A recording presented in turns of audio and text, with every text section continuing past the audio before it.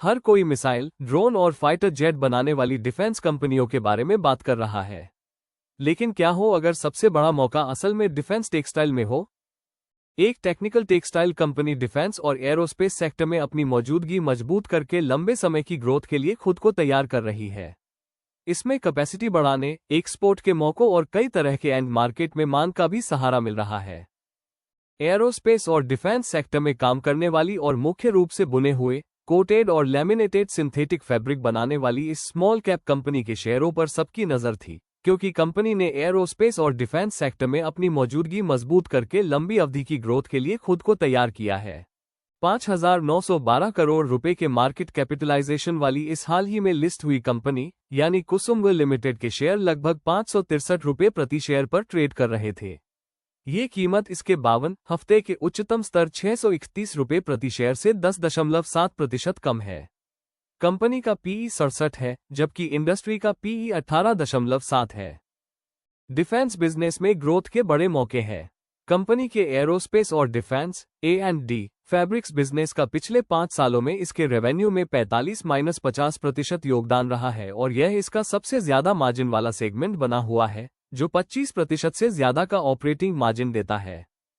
मजबूत मौजूदगी के बावजूद कंपनी का भारत में मार्केट शेयर सिर्फ 3-4% और दुनिया भर में 0.5% से भी कम है, जिससे विस्तार की काफी गुंजाइश है।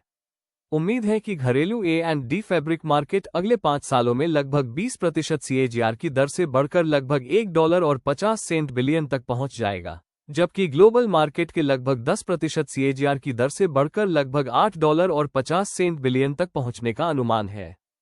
डिफेंस पर ज्यादा खर्च से लंबे समय की मांग को बढ़ावा मिलता है। रूस यूक्रेन, भारत पाकिस्तान, इजराइल फिलिस्तीन जैसे टकरावों और अमेरिका ईरान के बीच जारी तनावों की वजह से दुनिया भर में डिफेंस पर खर्च बढ़ा है।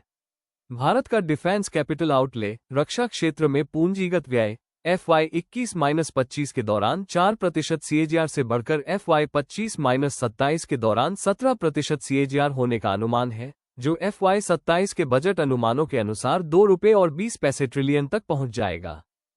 वैश्विक स्तर पर रक्षा खर्च CY 25 में $2.90 ट्रिलियन से बढ़कर CY 30 तक $3.70 ट्रिलियन होने की उम्मीद है, जबकि भारत का रक्षा खर्च $92 बिलियन से बढ़कर लगभग $142 बिलियन होने का अनुमान है, जो लगभग 9% CAGR से बढ़ रहा है, जिससे रक्षा कपड़ा निर्माताओं के लिए अनुकूल वातावरण तैयार होगा। विविध क्षेत्रों में विकास के साथ मजबूत प्रतिस्पर्धी स्थिति। कंपनी ने टेक्निकल टेक्सटाइल्स के क्षेत्र में एक मजबूत स्थिति बनाई है। इसके पास 1000 से ज्यादा खास तरह के फैब्रिक SKU हैं और यह fine denier weaving, nylon 6/66 processing और इन हाउस कोटिंग व लेमिनेशन में माहिर है। यह अमेरिका और चीन के बाहर मिलिट्री पैराशूट फैब्रिक बनाने वाली प्रमुख कंपनियों में से एक है और भारत के गगनयान मिशन के लिए एक अधिकृत पार्टनर भी है। इसके 4 बिजनेस सेगमेंट किसी एक मार्केट पर निर्भरता को कम करते हैं।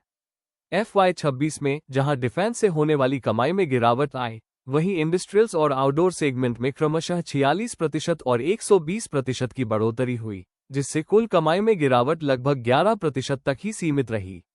कंपनी ने FY 26 में अपने लिस्टेड साथियों के मुकाबले सबसे ज्यादा EBITDA मार्जिन भी हासिल किया। मजबूत ग्रोथ प्रोफाइल इसकी प्रीमियम पोजिशनिंग को सपोर्ट करती है। कंपनी डिफेंस पर केंद्रित खास तरह के इंजीनियर फैब्रिक के बिजनेस में काम करती है और भारत में इसकी कोई सीधी लिस्टेड प्रतिस्पर्धी कंपनी नहीं है। घरेलू टेक्निकल टेक्सटाइल कंपनियों जैसे कि गारवेयर टेक्निकल, गारवेयर हाईटेक, SRF और अरविंद के AMD डिवीजन की तुलना में इसने सबसे तेजी से ग्रोथ की है और सबसे ज्यादा EBITDA मार्जिन हासिल किया है। हालांकि ताइवान की फॉर्मोसा टैफेटा इसकी सबसे करीबी ग्लोबल प्रतिस्पर्धी है, लेकिन वह लगभग 2-3% के बहुत कम नेट मार्जिन पर काम करती है और उसके रेवेन्यू में गिरावट आ रही है। इसके उलट ये कंपनी तेज ग्रोथ, ज्यादा मार्जिन और मजबूत रिटर्न का मेल है, जिससे पारंपरिक टेक्निकल टेक्सटाइल कंपनियों के साथ इसकी तुलना करना मुश्किल हो जाता है। क्षमता बढ़ाने से विकास की काफी गुंजाइश बनी है।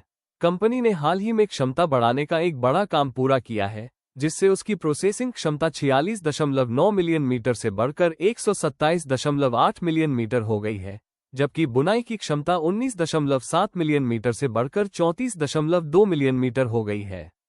इस विस्तार के बाद भी FY26 में प्रोसेसिंग के लिए क्षमता का इस्तेमाल सिर्फ 49.5% और बुनाई के लिए 62.5% रहा। इससे बिना किसी बड़े अतिरिक्त निवेश के उत्पादन बढ़ाने की काफी गुंजाइश मिलती है, जिससे मौजूदा सुविधाओं का इस्तेमाल करके भविष्य की मांग को पूरा किया जा सकता है। एक्सपोर्ट ग्रोथ का एक अहम जरिया बन सकता है। कंपनी एक्सपोर्ट के बढ़ते मौकों का फायदा उठाने की अच्छी स्थिति में है, क्योंकि यूके और यूरोपियन यूनियन जैसे अहम बाजारों में भारत को ड्यूटी के मामले में होने वाला नुकसान कम हो रहा है। पिछले 3 सालों में भारत ने यूके, EU, UAE, ऑस्ट्रेलिया और न्यूजीलैंड के साथ फ्री ट्रेड एग्रीमेंट FTA किए हैं। जुलाई 2026 में लागू होने वाले भारत यूके FTA से इंपोर्ट ड्यूटी घटकर 0% हो जाएगी, जबकि भारत EU समझौता 2027 की पहली छमाही H1CY27 में लागू होने की उम्मीद है। कंपनी के FY26 के रेवेन्यू में एक्सपोर्ट का हिस्सा लगभग 40% था। इसमें जर्मनी का योगदान 11.2% रहा, जो US के 9.3% से ज्यादा है। इससे कंपनी को एक्सपोर्ट की बढ़ती मांग का फायदा मिलने की स्थिति बनी है। निष्कर्ष ये है कि कंपनी डिफेंस पर बढ़ते खर्च, खास टेक्निकल टेक्सटाइल्स की बढ़ती मांग और बेहतर होते एक्सपोर्ट के मौकों का फायदा उठाने की अच्छी स्थिति में है। हाई मार्जिन वाले डिफेंस फैब्रिक्स में मजबूत मौजूदगी, अलग अलग तरह के बिजनेस मॉडल, हाल ही में बढ़ाई गई मैन्युफैक्चरिंग क्षमता और मार्केट शेयर बढ़ाने की काफी गुंजाइश इसे लंबे समय तक बढ़ने के लिए एक मजबूत आधार देती है। डिफेंस ऑर्डर में लगातार सुधार से इसके फाइनेंशियल परफॉर्मेंस को और मजबूती मिल सकती है।